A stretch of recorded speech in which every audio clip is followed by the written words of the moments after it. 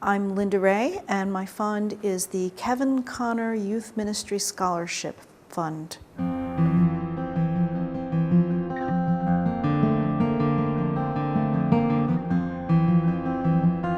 Growing up, I think I might have been poor growing up, and I guess at the time I didn't realize it, but I remember my dad being out of work and once or twice having to use food stamps in the supermarket.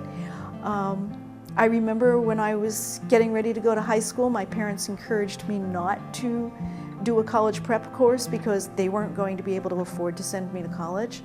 I went to college and worked 2 jobs while I was in college in order to pay for my education. So my giving never really started until I was well into my adult life. And mostly I think our awareness was raised when my husband left a job as a healthcare system administrator and went to work for a nonprofit. And suddenly my awareness was raised to that entire community of nonprofit organizations, what they did and who they served. And that's when we both sort of really got interested in charitable giving, other than, you know, the little annual United Way pledge that you make when you're working in the private sector. So it was really fairly recently.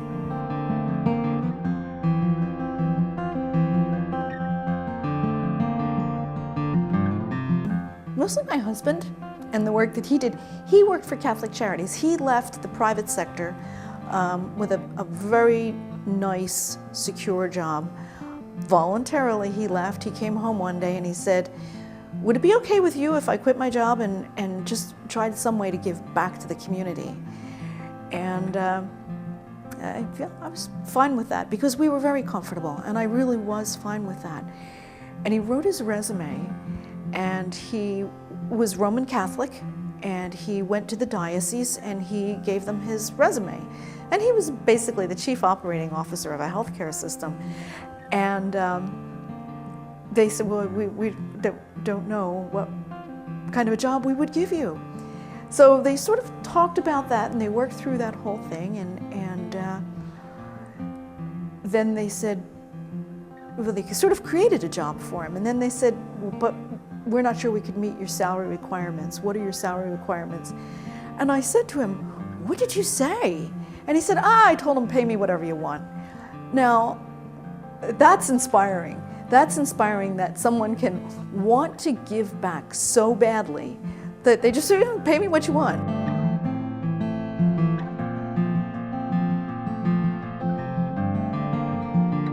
I think that, I guess a lot of it has to do with my Christian upbringing. You know, that which you do unto the least of them, so you do unto me.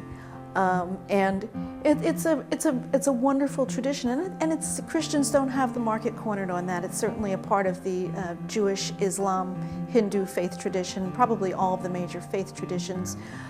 We're taught as human beings to take care of each other. And when you stop and think about it, but by the grace of God go I. I mean, all you need is a catastrophic injury, a catastrophic event in your life, and you could be on the other side of that fence. You could be receiving instead of giving. So I think for that, it's important to have that level of awareness that we're just taking care of each other.